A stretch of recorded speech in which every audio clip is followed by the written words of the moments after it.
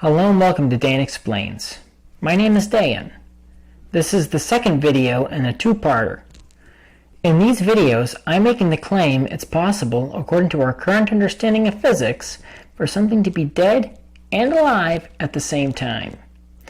If you didn't see my previous video, please go and do that now. You'll probably be totally lost without it. I put the link in the description.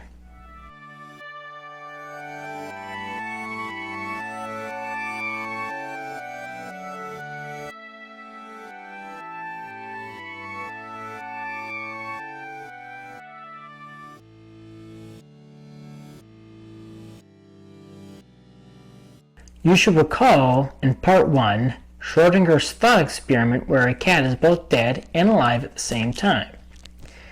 Now, I'm going to extend the thought experiment to analogize what quantum entanglement is. Like in the first thought experiment, imagine you can create a box that is completely closed off from the outside world. Unlike the previous experiment, we don't have anything in the box to kill the cat. Also, the uranium is now attached to the cat's collar. The uranium pieces are also larger and send radiation out in random directions, maybe about once every 10 seconds. Inside the box are also many Geiger counters surrounding the cat, each connected to a speaker.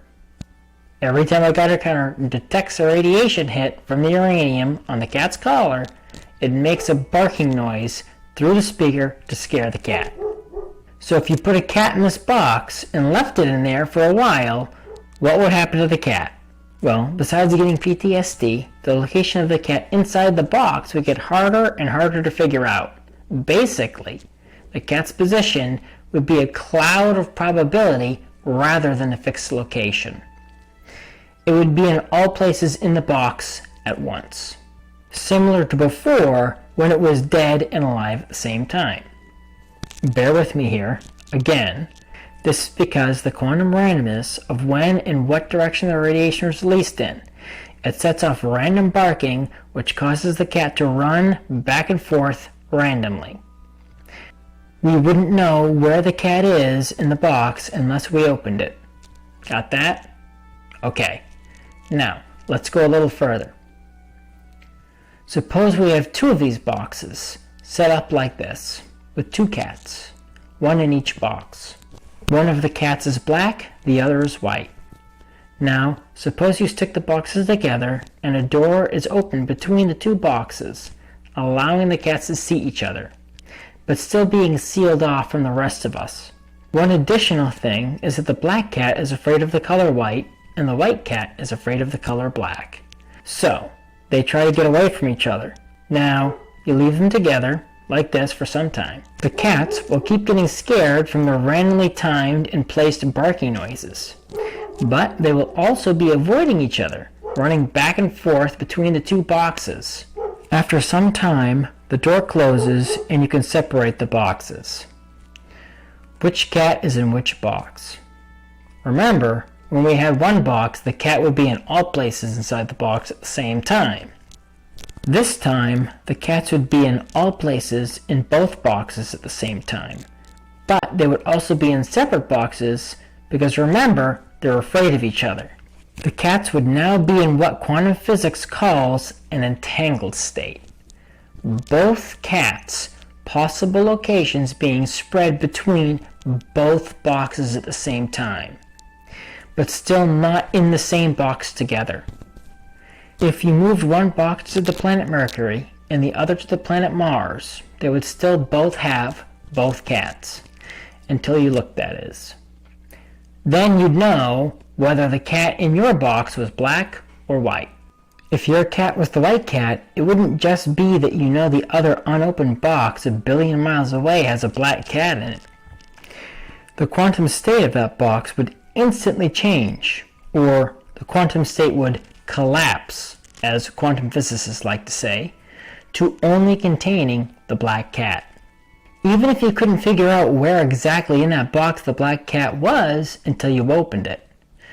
That's why Einstein called it a creepy action at a distance. If you tried this in real life, it wouldn't work because there is no way to keep the information from getting out of the boxes in some way. This kind of experiment can and has been done with particles, however. I'd like to extend the cat analogy further to explain how Bell's theorem was proven, but alas, cats don't have quantized properties like particles do. So, if you do something like stick a cat through a cheese grater, you get a cat burger, not the chance of getting a whole cat or not, even in Schrodinger's magic box. So, I'm going to switch to particles now. Here's the experimental setup for proving or disproving the alive-deadness or dead-aliveness of a cat.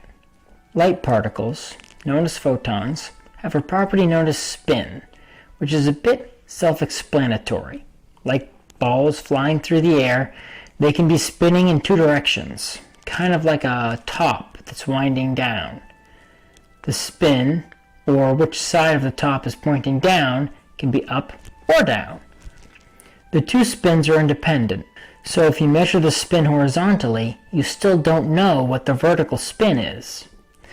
But there are only two options, up or down. Because unlike cat's spin, a photon spin is what's called quantized, meaning it must have a digital value. It can't be an in-between state. In the cases of the photon spin, it has two, up and down.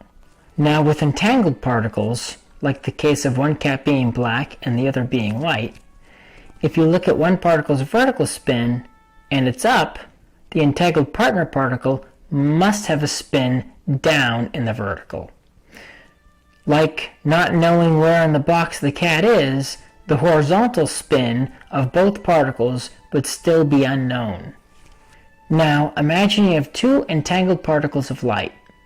Entangling them is actually pretty easy to do with a light beam splitter since they are so tiny. After being entangled, the two photons fly away from each other into two different detectors. Each detector can measure the spin of the light in three ways: vertical, horizontal, and at 45 degrees in between the horizontal and the vertical. If the first detector measured the vertical spin and got up, you would know the second detector would get spin down if they also measured the vertical. If the second detector decided to measure the horizontal, instead, it would have a 50-50 chance of being up or down, because the two are independent. Now, remember the particles can only be measured as up or down. So, what happens if we measure at the 45-degree angle at the second detector? The chance of it being up or down should be exactly in between the vertical spin and the horizontal spin, right? We know from the detector 1 that the vertical spin was up, meaning at detector 2 it would be down. The horizontal spin wasn't measured, so it would still be 50-50. Splitting the difference, you'd expect a 75% chance of down, right? Well, according to Bell, if quantum mechanics is wrong and there are hidden variables, this would be true. However, what you actually find is that around 90% are down when measuring at 45 degrees. It's illogical as putting 10 cats in a box, 5 black and 5 white, and somehow getting out 8 white and 2 black when you open it. It breaks the classical understanding of physics. However, this number is consistent with quantum mechanics. It's the number predicted by Bell's theorem if quantum mechanics is true and the cat in Schrodinger's thought experiment is both dead and alive at the same time. I'm not going to go into the math behind this, but I put a link in the description for Bell's theorem for those who are interested. And yes, this experiment has been performed many times in different ways with the same result. So, going back to Schrodinger's cat, what if you had people instead? Would the person be dead and alive at the same time? Well, looking at it from a faith perspective, no. But physically speaking, yes. I think the soul's interaction with the body pretty much breaks all the laws of physics. It can observe without affecting what it's observing, and affect things without making its presence verifiable. more stuff for more videos. So stay tuned. If you like this video, please press the like button, subscribe to my channel, and ding the bell to get notified when I post new videos. Also, please support me on Patreon, link in the description. The more people who support me on Patreon, the more time I can dedicate to making videos like this one. So until next time, have a great week.